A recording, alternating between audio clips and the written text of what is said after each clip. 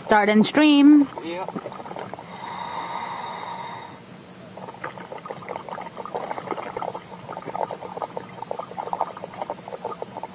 Pat, you are live. Welcome, diveLIVE family. A big warm welcome to you all, wherever you may be watching in from right now. I'm Pat, and I will be your underwater biologist today.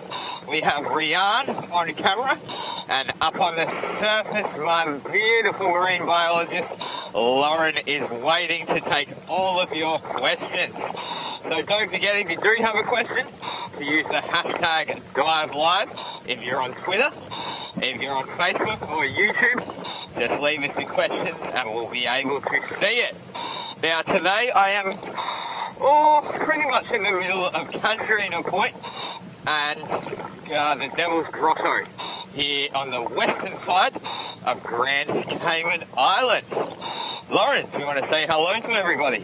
Hi everybody. You may notice that we at the moment don't have any audio issues. Myself and Pat can clearly hear each other. So thank you for all your support so far. But it's going to be a good dive today. So as Pat said, please send in your questions. Now Rian's giving us a very, very close look at what appears to be little shrimp. Wow, it's quite hard to get a clear view of them, but these are tiny, microscopic almost little shrimp. So that just shows you how good our zoom is. Can you see them, Pat? Pat? Yes? Can you see all those little shrimp that Rian's homing in on? Yes, so they are mice and shrimp. How do they actually look on the zoom? Yeah, they look great. It's quite hard. They're moving so fast to really see that they are shrimp, but yeah, looking good. So these are mice and shrimp, which are tiny, tiny little crustaceans. And these are a very important, almost foundation species here on the reef. They provide a source of food for a wide variety of organisms. As you can see, there's so many of them. So they do feed a lot of the smaller fish here and a real integral part of the food chain. Yeah, it's incredible. We probably didn't show you anything like that before because we weren't able to get so close to them, but we are today, and there is our favorite common fish, the fairy basslet there, the purple and yellow one. Yes, they are also called royal grammars, I found out yesterday. So that is another name there for these tiny little fish. And they do often hang out upside down, which can look pretty funny. Yeah, lots of fish here do have different names across the world, which does make it a little bit tricky for us, but we call them here in the Caribbean the fairy basslet. So today I did start on this bommy here because I wanted to find a moray eel. So I'll be looking under all of the caves and the crevices today in search of a moray. Lauren and I have tried unsuccessfully for the last few dives to try and find one of them. I'm also really hoping to see a green turtle. Did see one yesterday, not diving while I was going for a swim. So I know that there is one lurking around the area. Really am going to keep my eyes peeled for that as well. Yeah, we can see that Rian is looking under the ledges here, so the moray eel will probably pop up when you least expect it. So just for everybody watching, we're not able to get on Facebook at the minute. We are monitoring Twitter and YouTube. If on Twitter, please use that hashtag diveLIVE. So just to our right here, we did have a school of goatfish feeding, but they're just coming up over the reef right now. Yes, we can see them. Oh, and I think there's a barjack in amongst them. Yes, you quite often see a barjack amongst fish such as the goatfish that scour the sand in search of food. So there's the goatfish, the hogfish, the stingray. All of these fish will always be using, well, these goatfish, for example, they use barbels, so two little sensory organs on the bottom of their fin to search through the sand for food. And other fish like the stingrays and the hogfish that use similar techniques to find food, you will always see a barjack hanging around them because barjacks are pretty, they are scavengers at times, so they will just follow around these fish and wait for them to uncover some food for them. So lots of people are hoping for a moray eel, so send out your good eel vibes. Love dogs, even had a dream about them. So we're feeling lucky today. Maybe it is going to be the day for the moray eel. Hopefully we can make your dreams a reality. So this is actually the yellow goatfish. There is different species than they do. Oh, Christmas tree worms. Ah, nice. We can see a Christmas tree worm right in front of us right now. Yes. So this is a polychaete. A polychaete being a segmented worm. Also related to the earthworms that we get on land. Although these ones do look completely different. And now what we're seeing now is the top part of the animal. And those two Christmas trees or whorls coming out the top are its body. So it isn't two different animals, it is just one. And now this is only actually the top third of the animal. The bottom 2/3 are hidden away inside of the coral there. And what is interesting about this is they don't actually really bore into the coral. Rather, they sit and let the coral build up around them. So it's not actually damaging the coral. Yeah, so as Pat mentioned, they kind of force themselves upon the coral when they're small larvae. They just rest against the coral and they kind of force the polyps to grow over it. So that means that they have a very safe and protective home. Now we did see some, oh, it's a little bit out of focus, Rianne. Oh, Rianne, let's have a look over here. So this sea cucumber is just rolling around in the sand. This is cool. Oh, we love a good sea cucumber. This one is fully rolling. I'm not sure why it's doing this, but oh yeah. Is it upside down? Yeah, we can see that.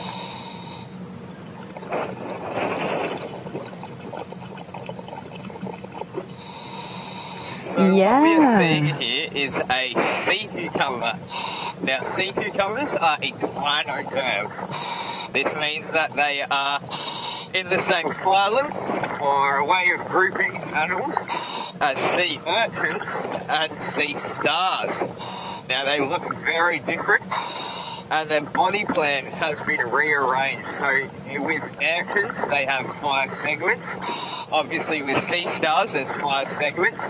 But in the sea cucumber, these 5 segments have been readjusted to make this tube-like shape that they have here. So they don't really look like it, but they are definitely all related. And we're seeing now it's using its tube feet to walk along the ground. Now, tube feet are also something that is common amongst echinoderms, and they almost act as a vascular system as well as a way for movement.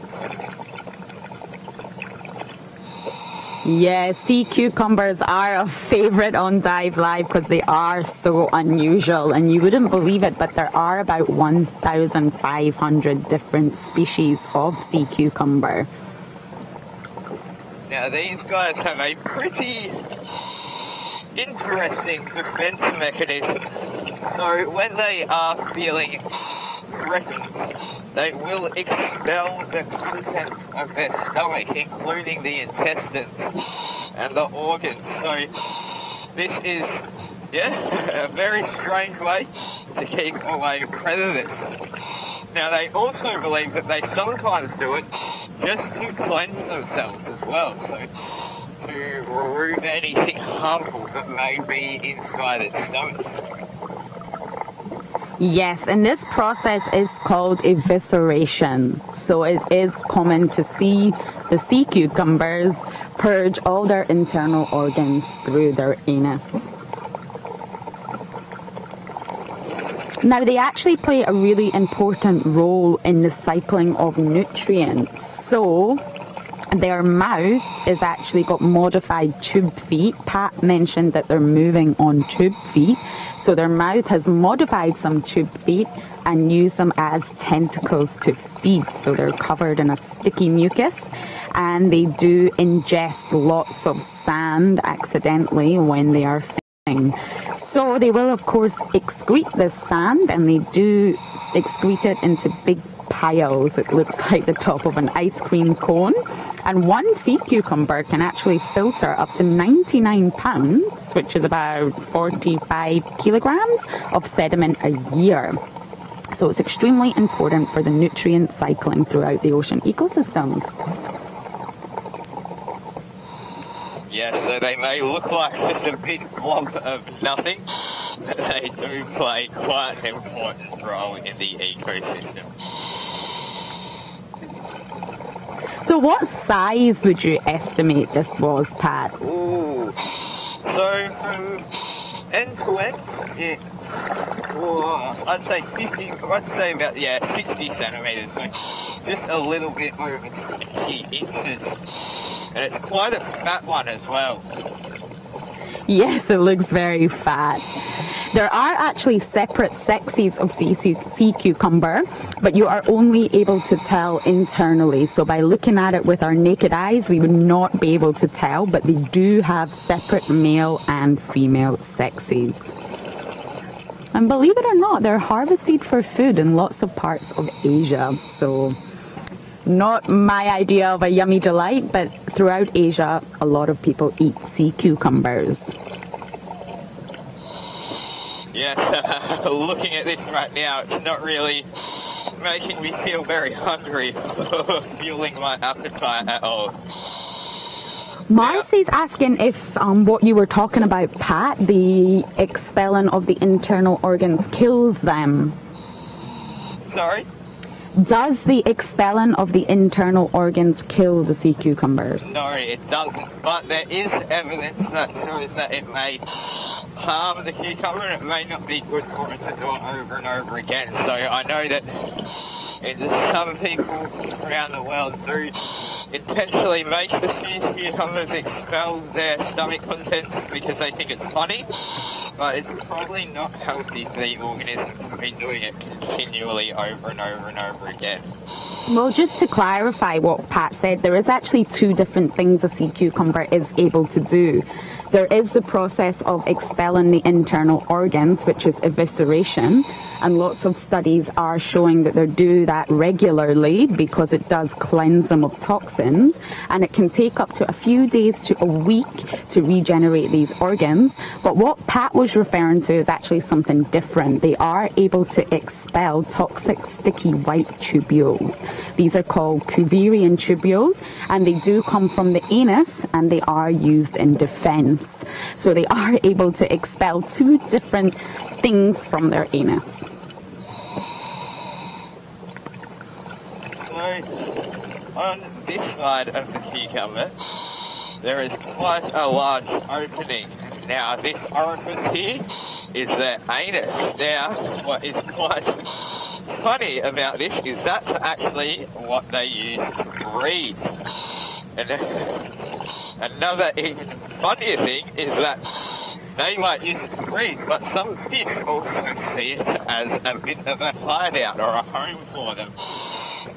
So the pearlfish will live sometimes inside the cucumber by entering through its bum. And we have a great shot of that. Thank you, Rian. A very close-up view of the sea cucumber anus. Didn't think I would say that. So, as Pat mentioned, the star pearlfish do live inside the anus, and they can actually grow up to 16 centimeters long. So that's incredibly long for the sea cucumber to host.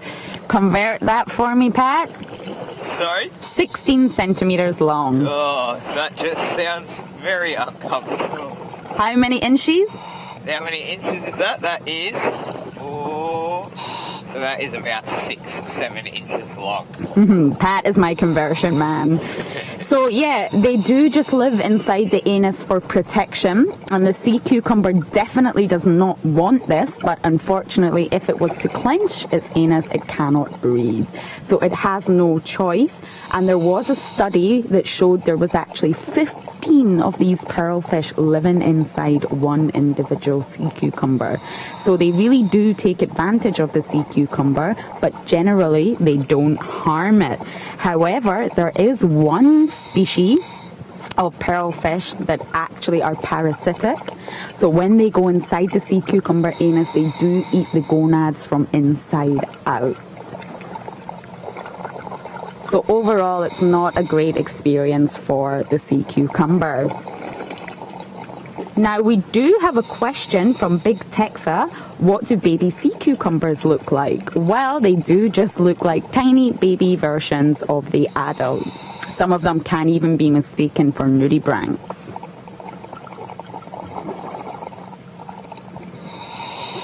Now, just to the left of us here, we have a mutton snapper, and it's just kind of sitting here very still over this tilefish's nest.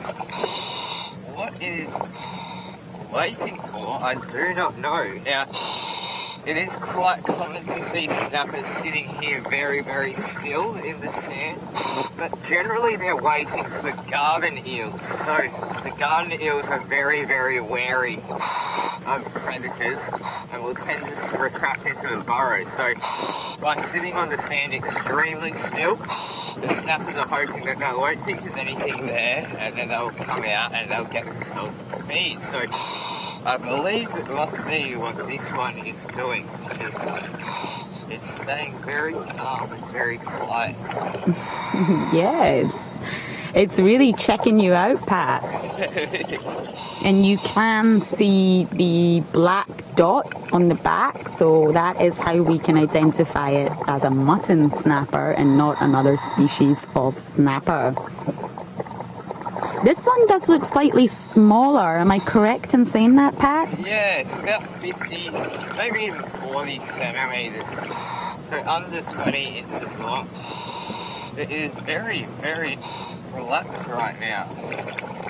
It's letting me get very close to it.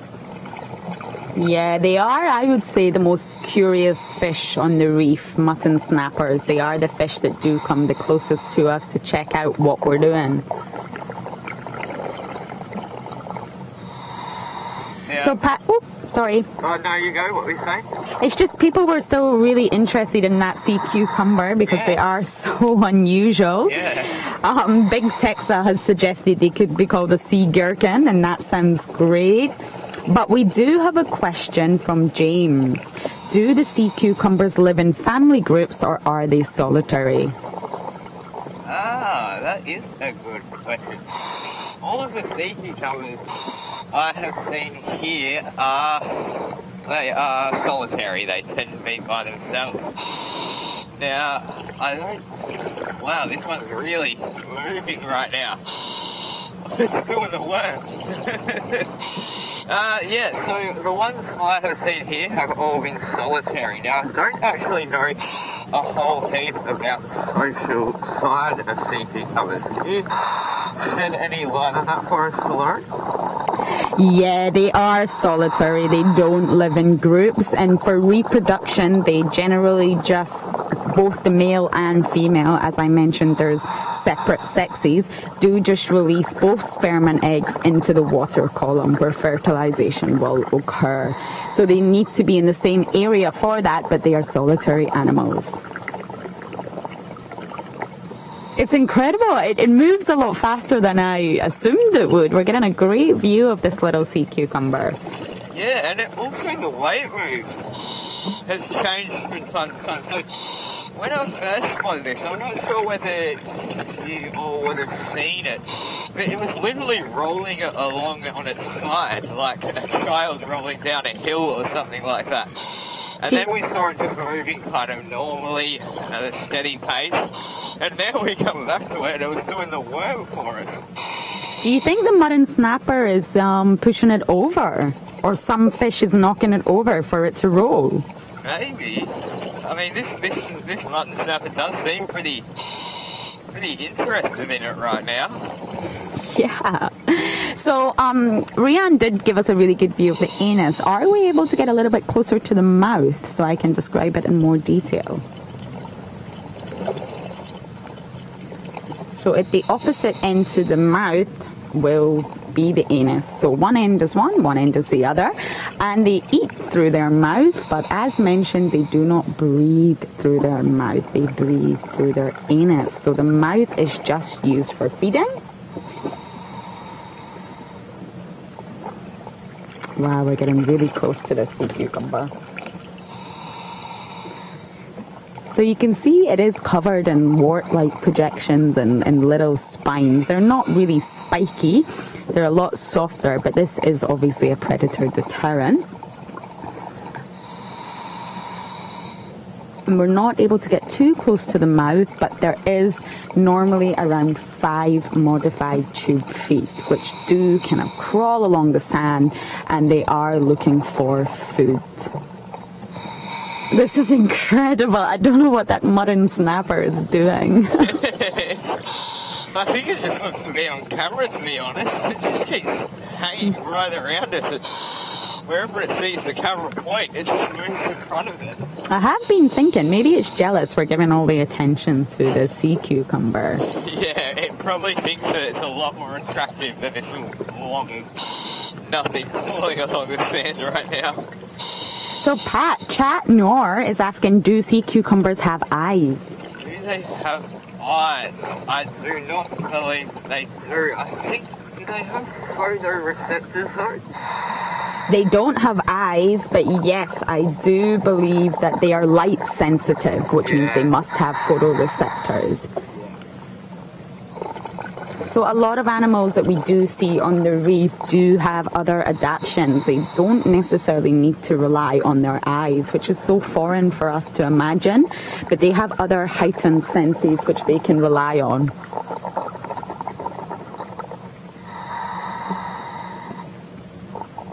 And you can see it's just using that muscular body just to move forward. It's obviously not a fast-moving animal.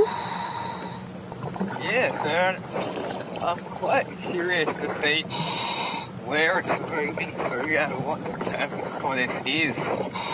I can assume it's trying to find somewhere a bit more sheltered because right now we are on quite an expansive sandy range.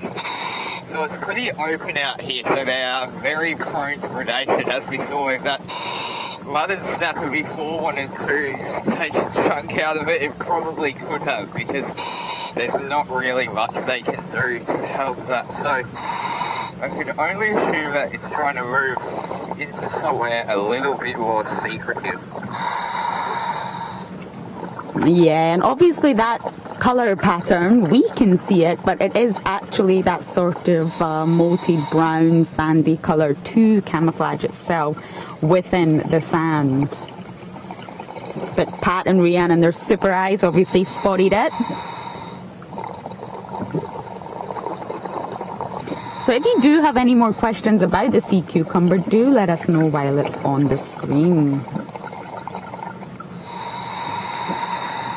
So, just a depth update. I do believe that I forgot to tell everyone what my depth is right now. So, I'm currently at 15 metres down, so just under 50 feet, and we are out here just to the right of Don Foster's Dive Centre here at Casuarina Point in Grand Cayman. And we are over a sandy flat, but we are going to move now over to the coral reef and hopefully find us that moray. No, we're still not giving up on that moray for you. So last question about the sea cucumber before we move away. Let me just double check. Is for you, Pat, what are the predators of the sea cucumber? And this is from Jared's. The predators of the sea cucumber. Yeah.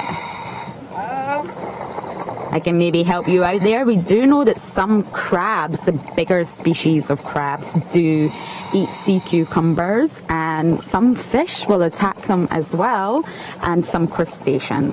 Even some sea stars have been known to munch away on the sea cucumbers. Wow, that's very strange. I couldn't imagine a fight between a sea cucumber and a sea star. I couldn't imagine it would be very thrilling. I have met people who do eat sea cucumber in a sort of soup, and apparently it is delicious. So Pat, can we just get an air check from you? Yes, so I am on 110 bar. So I've still got a bit of climb down here. So as you can see now, we have made it onto the reef. I'm actually a bit surprised. There is quite a lot of plankton around in the water today, but there is not as many fish as I was expecting. Were you expecting more fish out plucking the plankton from the water column? Yeah. So generally when we have days where it's not as clear, it's kind of a good thing because there's a lot of plankton around, which means a lot of food for the fish. And generally they will be taking advantage of that. But today, there is still definitely fish about, but just not what I was expecting to see this morning. So Pat, just because I mentioned that sea stars are actually predators of the sea cucumber, we do have Monique asking, is the sea star the same as a starfish? And yes, I believe these terms are used interchangeably. I personally normally say starfish, but I do believe other people will say sea stars. Is that correct? Yeah, so a lot of people in the scientific community actually get a little bit annoyed and angry if you say starfish, because technically they're not fish. For me, I think as long as people know what you're talking about, that's fine. Everything has different names. But yes, the correct name is a sea star. So we have over here, just as I was saying before with the goldfish, with the barjack feeding, we have a hogfish here, again, with a barjack, sitting right at its gills. Oh, what's this big thing moving up over here? Is that an egg-ray? I think we have an egg-ray. Okay, we don't have it. No, it is quite a far way away. Is it traveling towards you? Maybe you guys should just rest on the sand and wait till it comes towards you. Yeah. So it was very far off the distance. Well, let's go back to this hogfish right now. Well, there's quite a congregation of hogfish right here. There's about five altogether. I've never seen this before. Usually I've never seen it either. Feeding solitarily. Maybe this is a harem. Yes, so that is a very good point. So what Lauren is talking about in the harem is, well, hogfish are wrasse, so they're part of the wrasse family. And what wrasses do is they set up harems, and a harem is generally one dominant male, and then the rest are females. And so by doing this, the male is kind of staking his claim, kind of making all of these females him. his, but it is at a trade-off, so he has to provide food and protection for these females, but in return he gets the choice of any girl he wants to mate with whenever he wants. Sounds ideal, doesn't it? Pretty easy life.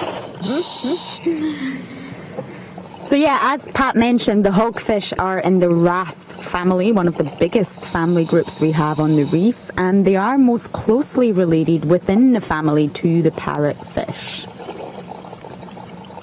So they can get really big, and this is the first time we have sighted a grouping, a sort of school of hogfish together.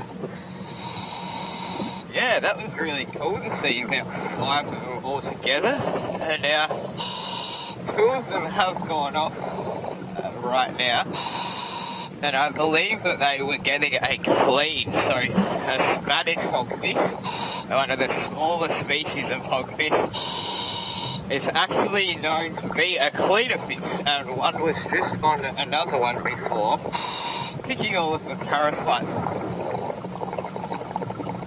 Oh wow, so you think that Spanish hogfish was cleaning the bigger hogfish? Yes, it was. Wow. So it's quite funny to see such a contrast between such closely related species. Well, this species of wrasse, the hogfish, is actually native to the Western Atlantic Ocean. So the first time I ever saw this fish was here in the Caribbean. They are the largest member of the wrasse family. So the ones that we have been getting on camera the last few minutes have all been about between 40 and 80 centimeters long. And we do have one that is changing its colours to the left here. So we can see now that's gone a really mottled red colour. Now, this could mean that this one is the dominant male of the harem. Yeah, I was wondering which one would be the dominant male. So they can actually reach a maximum of 91 centimeters, which is approximately 36 inches. And they can weigh about 11 kilograms, so they can get quite big. So that would probably be about, how many pounds? 24? How many kilograms did you say? 11 kilograms. 11 kilograms, so that'd be about 25 pounds. Yeah, there we go. And they have been known to even live up to 11 years. And you can just see that one sifting through the sand with its piggy snout, and it's pumping the sand out the gills.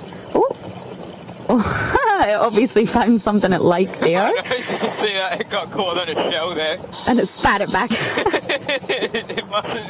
It really wants to eat it, but...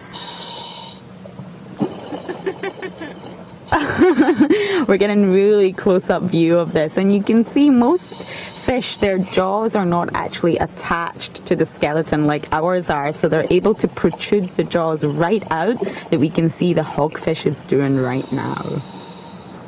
There are so many hogfish around right now.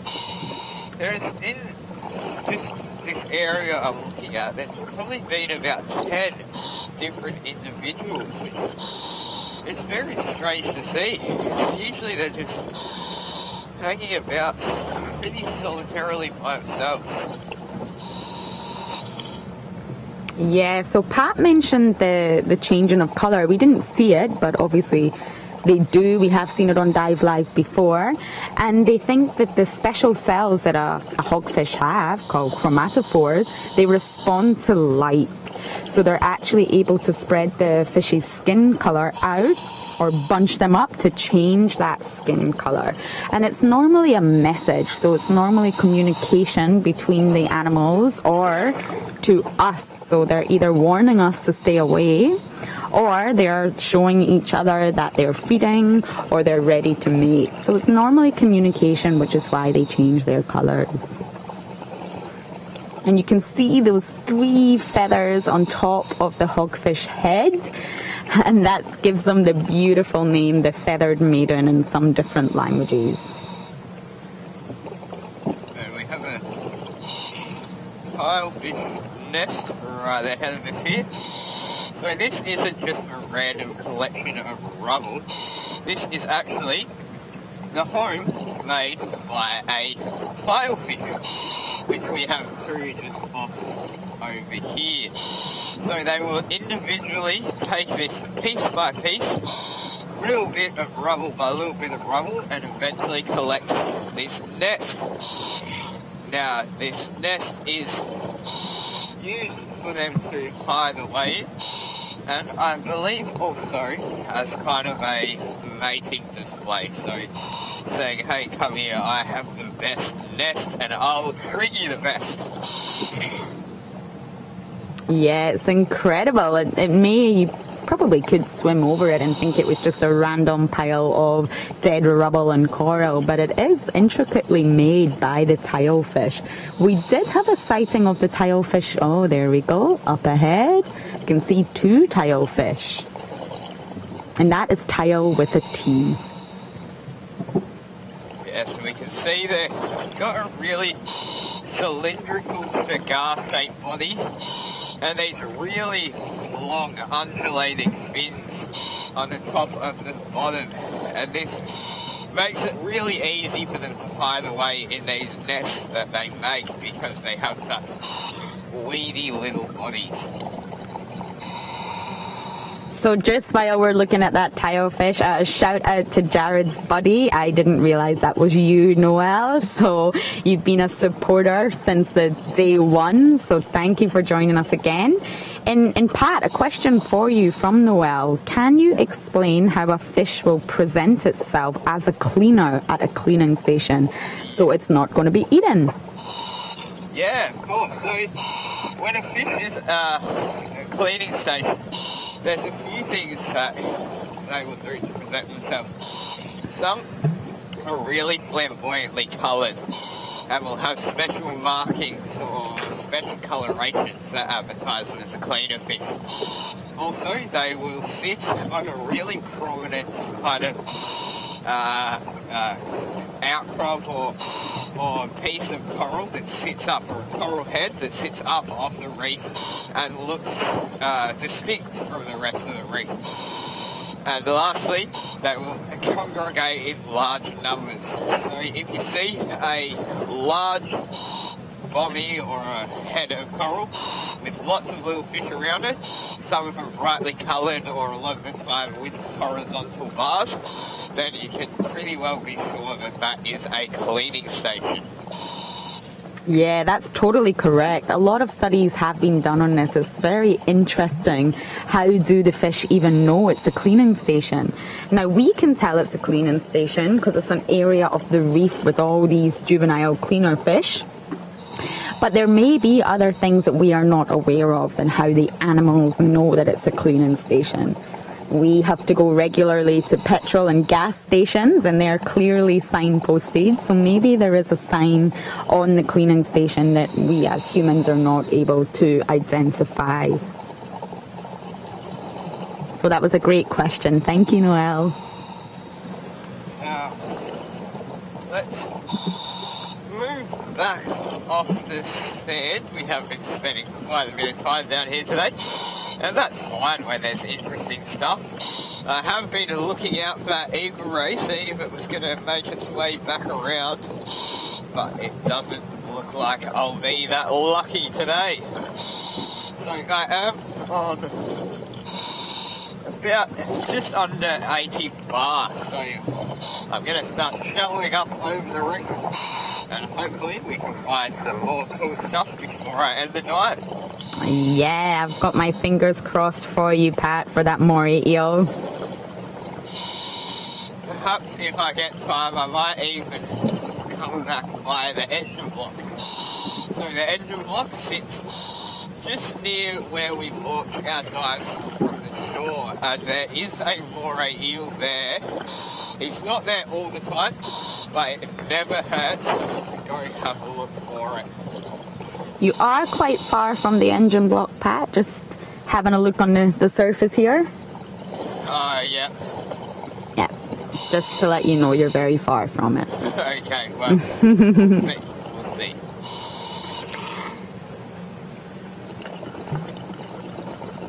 So we are seeing a lot of different fish in the background here.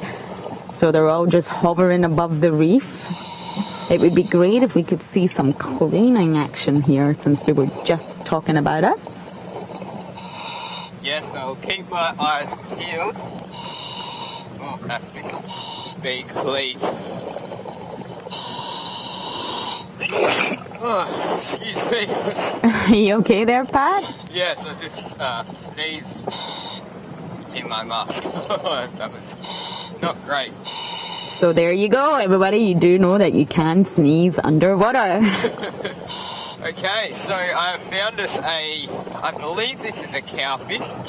It was just getting viciously attacked by a damselfish, which is something that we frequently see here. Where'd it go? Ah, here it is. So yes, this is a cowfish, quite a large one as well. Oh yes, we have it now. That's the honeycomb. And we know it's a cowfish from those spines above the eye. Yes, makes it look very cow-like. And I actually have a really interesting story about this fish. So the other day I just finished a live dive. So we just finished going live. And I noticed one of these cowfish, this exact species, the honeycomb cowfish, swimming past me, and it was bright blue. I mean, beaming bright blue. And then another cowfish came over, and it started turning blue as well. Now, after this, they started swirling around with one another in the water and kind of brushing up on each other, and they were slowly rising and rising and rising. And then bang, they spawned, released their sperm and eggs, and swam off. So this mating display was absolutely unreal. I was pretty sad that it was just after we went live, because it would have been something great to show you all. But yeah, it just highlights how awesome some of the courting rituals are here on the reefs. Yeah, that always happens to us. The minute we end the broadcast and we're swimming back to shore, we see something amazing and we are no longer live. Yes, it's just the way it goes, especially with eagle rays. The amount of times we've had them before or after a dive, but not during, is ridiculous.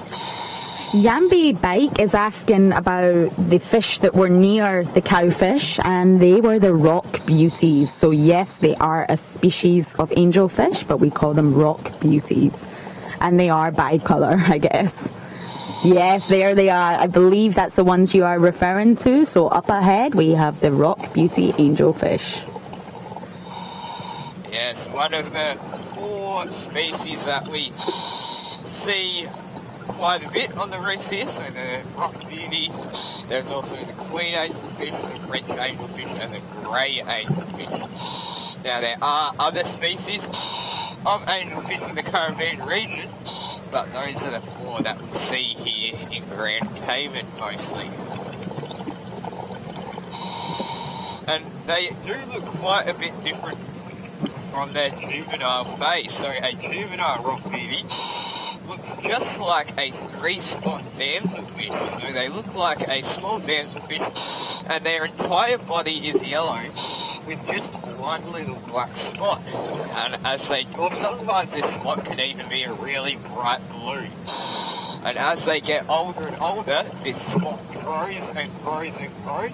Oh, it's been cleaned, yeah. So this spot grows and grows and grows to this big black patch that you're seeing right now. Wow, I think it's been cleaned by some gobies. Yes. So there you go, Noelle. You can see cleaning in action right here. So it is. Are they gobies or cleaner wrasse, Pat? It's a bit hard to tell. They are very small and I am a bit far away, but Yeah, I think it is gobies. They are very, very small. It is quite hard to tell because they both are marked with horizontal bars that look very similar. Yeah, the smaller fish are slightly harder for us to identify, and they rarely stay still, which makes it even more challenging. So we got to see some cleaning in action, which is just awesome. Yes, that was great to see. There are a lot of fish out now, so I did say earlier on in the dive that there was a bit less than I was expecting, but they are starting to show now. Just like this white spot whalefish over here. Let's go take a closer look at it. So just while you're moving over there, I did check, and it was a species of cleaning goby. They all look very similar, but the fish that was cleaning the rock beauty was a species of cleaning goby. Very glad you took the ID book today then, Laura. Yeah, it's important for us to get the right fish for you, even if we don't know it straight away.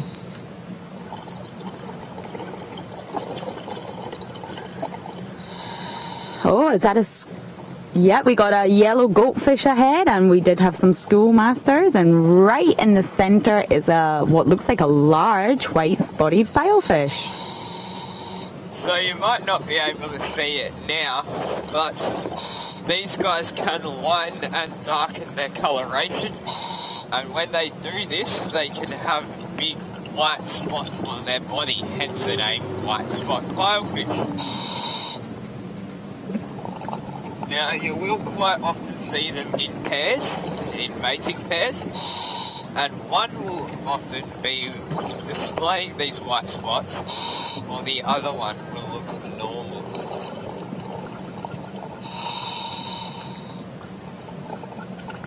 Oh yeah, we can see it's turned on its white spots, very faintly so, but we got a little glimpse of them there, and you can see those teeth, those sharp incisors, and and there we go, it has erected its spine. Oh yeah, it's kind of flicking it up and down right now. Yeah, so we rarely see that. That's where the key feature of the family comes from. They are grouped together as monocatidae, and it just means one thorn. So it's actually made up of two spines, the big large one that we just saw that will become erect, and there is a smaller spine there that will lock it in place. So they are closely related to the triggerfish, who also display that same erect spine on the top of the head. Oh, I see a French angelfish down there. Yes, this one's a little cute. This one must have just turned from a juvenile into an adult, because in their juvenile phase they do look quite a bit different. They have these three really prominent yellow bars running down their body. And now that has just been reduced to one very, very faint bar towards the front, which tells me that it's very recently become mature. They normally become sexually mature around 25 centimeters, which is about 10 inches. Yes, which is pretty much exactly what size this one is. Well, on that, Pat, Proud Cat Mama has a question. How can you tell the difference between a male and female angelfish? I don't believe that they are very sexually dimorphic. So that sexual dimorphism means that you can tell the difference between the two sexes, just like with a boy and a girl with humans. There's different features that can tell them apart. Now with the angelfish, I believe it is only size that tells the difference between the two, isn't it? Yes, with these coral reef fish, they generally have different colour phases between juvenile and adult, but it's almost impossible for the naked eye to tell the difference between male and female. And with a lot of land animals, I know that people can tell by looking at the genitals, but with fish, all of the gonads are internal. So you can't really know unless you were to open it up and examine the gonads from the inside or dissect them. So Pat, can we just get another air check from you? Yep. So I am on 60 bar, so we will keep heading back over this way and see if I can just point out one more thing before I end the dive. Oh, Noel did just ask that as well, so thanks for being a great dive buddy. You always were the best. Yes, good to know that all of that diveLIVE family has my back down here. So Love Dogs has mentioned you have 82 fish on your list. Is this from all the diveLIVE dives? I'll wait for your response, but that is incredibly interesting and good work. So is that Love Dog saying that she's now got 82 species on a fish list, but I'm not sure if it's just from the live dive, so we'll wait for her to respond. But if it is, that is incredible. I am also working on a species list myself. Yeah, there is just an incredible array of diversity down here. Coral reefs provide, so generally if you have a patch of coral reef and a patch with not much but sand, the coral reef is always going to harbour more diversity. Now this is because the reef is more complex, so it's got a different topography which does a lot of things. It makes a home for the fish, so the little cracks and crevices can provide shelter and protection. Now these also makes food as well. It traps food particles and allows the settlement of filter feeders that will filter out these food particles. It also provides substrate for other species of sessile or non-moving animals to attach to as well, which also again makes this reef more complex topographically, and so it provides so many sources for living. Now on this, I'm going to end our dive. So thank you so much for joining me today. I hope you really enjoyed the dive. I thought it was great. And we got some pretty cool stuff, that filefish, the hogfish, and the rock beauties.